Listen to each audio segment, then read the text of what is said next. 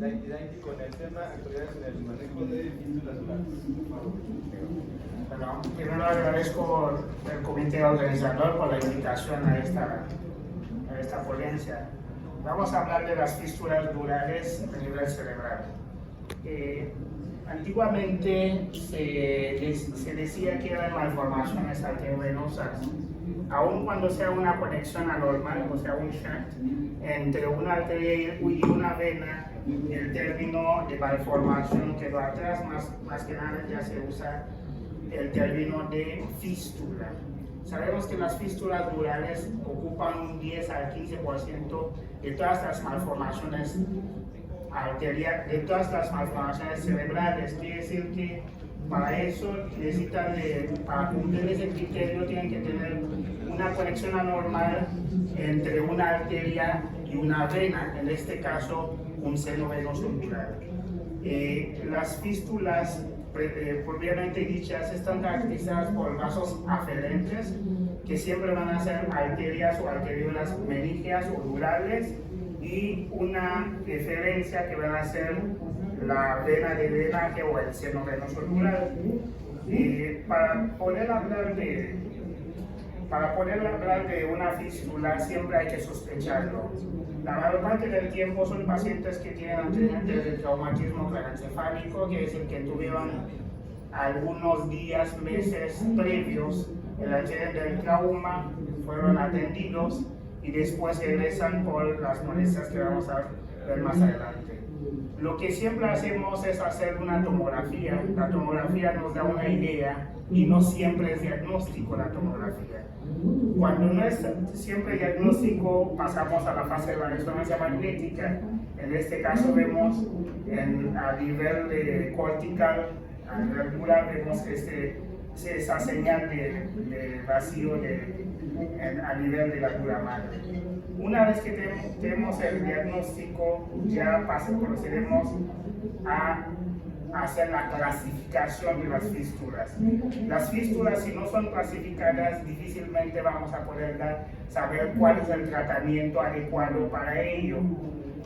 Sabemos que en una clasificación por porcentaje, tenemos que el seno sigmoideo o el seno lateral va a constituir la mayor parte por su ubicación preferencial, que es el 51%. De las cavernosas acaban de hablar el doctor, tanto las directas como las indirectas, que no entra en el tema ahorita, y de ahí hasta la fosa posterior, que ocupa la menor cuantía o la menor porcentaje de las fístulas. La clasificación más usada es la clasificación de Jinjan-Merlan. El de Jinjan-Merlan es la primera clasificación que existió, se hizo por Husserl en el año 1972. Posteriormente Jinjan lo tomó y hizo la clasificación que estamos viendo aquí.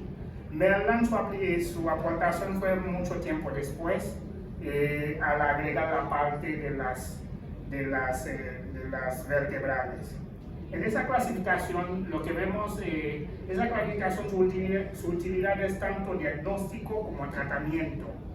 En el tipo 1 de la clasificación de Jinjan-Merlan, encontramos una conexión anormal entre la arteria y el seno venoso, pero el flujo sanguíneo va en el mismo sentido, quiere decir que la sangre sigue corriendo en el mismo sentido que venía corriendo, aun cuando hay esa conexión anormal. El tipo 2 se divide en tres subtipos. El 2A, donde hay una conexión anormal, el flujo va en este caso a contracorriente, quiere decir a contraflujo, dentro del mismo seno, dentro de los mismos senos. Aquí hay un error de dedo, aquí es el tipo 2B. En el tipo 2B tenemos la conexión anormal, el flujo va dentro del seno a isocorriente, pero en este caso las venas piales, las venas piales son las afectadas, quiere decir que la sangre, en lugar de seguir la dirección del seno, se va en contracorriente y se va afectando las venas piales.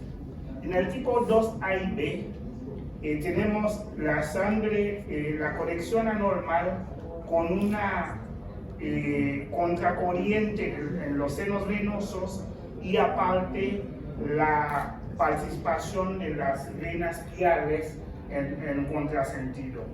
Ahora, en el tipo 3 ya no hay alteración, no hay flujo a través de los senos venosos, sino que la sangre directamente pasa hacia las venas piales. Ahora, la diferencia entre el tipo 3 y el tipo 4 va a ser esas famosas, le llaman varices, yo digo que son aneurismas venosas, van a ser las aneurismas venosas las que se forman ahí por el mismo flujo sanguíneo que está afectado. Y por fin el tipo 5, de esa misma clasificación, es directamente el paso hacia las venas vertebrales que nos va a dar las manifestaciones clínicas. La clasificación de Yin-Yang es el más usado, si bien es el primero que existió, pero independientemente se ha agregado la clasificación de Cognat para esas mismas fístulas arteriovenosas que han existido. La clasificación de Cognat, bien como lo vemos aquí abajo, prácticamente es igual que la clasificación de Yin-Yang-Merlan, nada más que Merlan hizo su aportación tiempo después en este caso. Ahora, ¿cuál es el tratamiento? Sabemos que las fístulas son conexiones anormales, no es normal, no es fisiológico. Por lo tanto, se debe de tratar. Cuando hablamos de una fístula tipo 1, que es lo que vemos aquí en la parte izquierda de la pantalla, y en la parte derecha una angiografía correspondiente, en la fístula tipo 1 tenemos la conexión anormal de las arterias durales con el seno venoso dural y ese flujo sigue en el mismo sentido que normalmente debe seguir. Por lo tanto, el tratamiento en este caso debe de ser observador. No se debe de dar ni endovascularmente ni quirúrgicamente. ¿Por qué? Porque la mayor parte del tiempo lo que se ha visto que se pueden, de manera espontánea, se pueden cerrar esas fístulas. Entonces, sabemos que para que se produce una fístula, ya según la etiología que vimos antes, primero se trombosa el seno, obviamente en el momento del accidente. A veces puede ser por freditis o trombofleditis, o de alguna forma puede ser idiopática, quiere decir sin una causa real demostrada. Entonces, cuando se recanaliza el seno trombosado, la sangre puede recuperar su flujo o la dirección de su flujo y en base a eso cerrarse la fístula. Por lo tanto, la fístula tipo 1 no se le da tratamiento. En la fístula tipo 2, lo que vemos aquí es que además de esa conexión anormal, cuando hacemos un disparo angiográfico, tenemos el flujo del mismo lado y también puede ser del lado contrario a donde está la fístula, que es lo que estamos viendo en esa imagen. Entonces, en la fístula tipo 2A, que es lo que estamos viendo aquí, ya se da tratamiento endovascular a ese caso. Como cualquier fístula, la regla en endovascular es cerrar la conexión o el lugar fistuloso.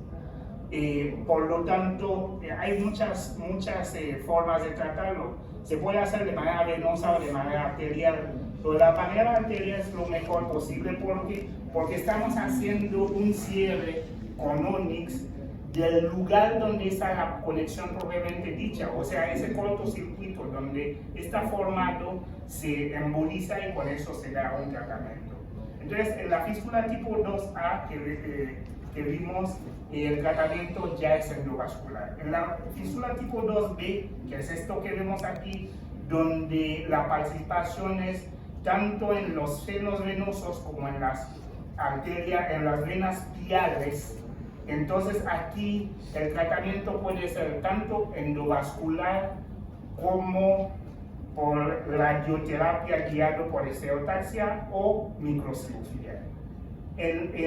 Ahora, en la fístula tipo 2 A más B o A y B, donde tanto hay afectación tanto del seno como de las arterias, el seno en este caso en reflujo, en contraflujo, como de las arterias, de las venas, perdón, viales.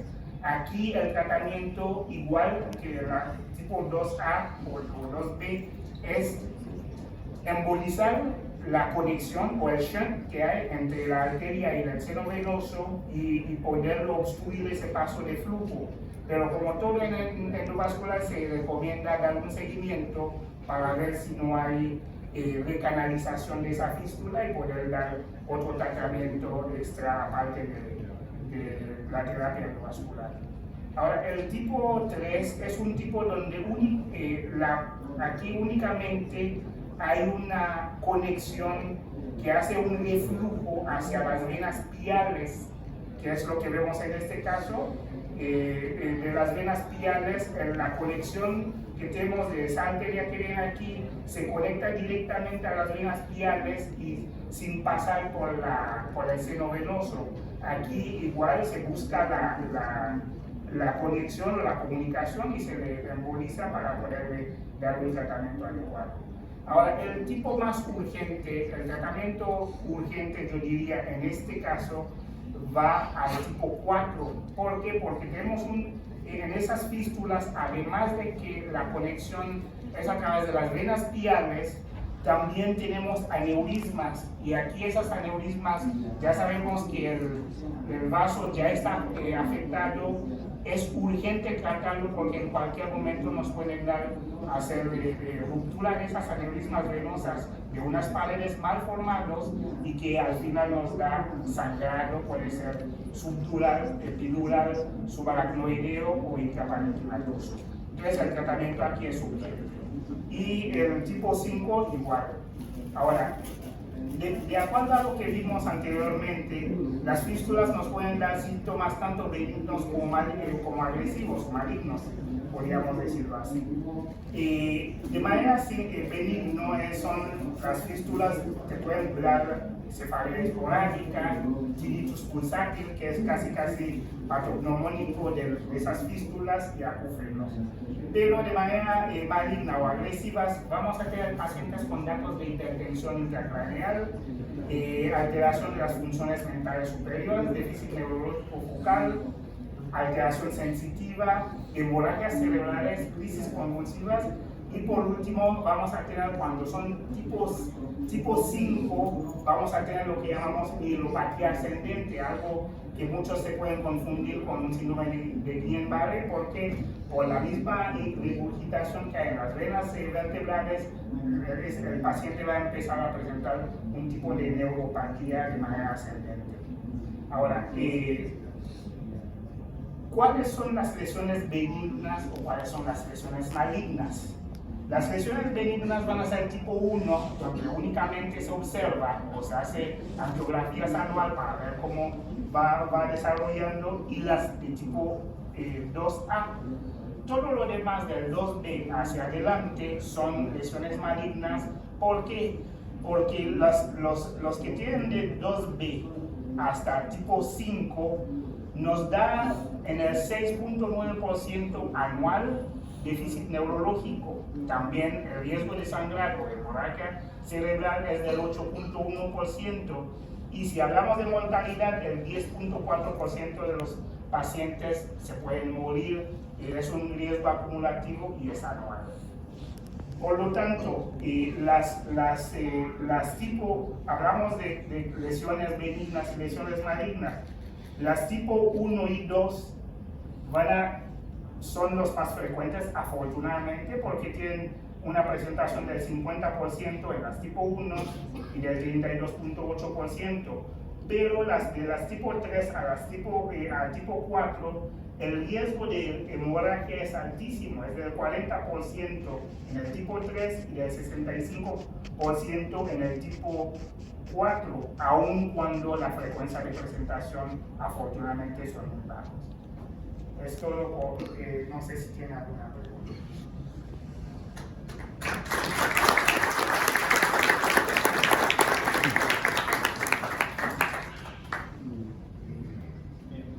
Pues muchísimas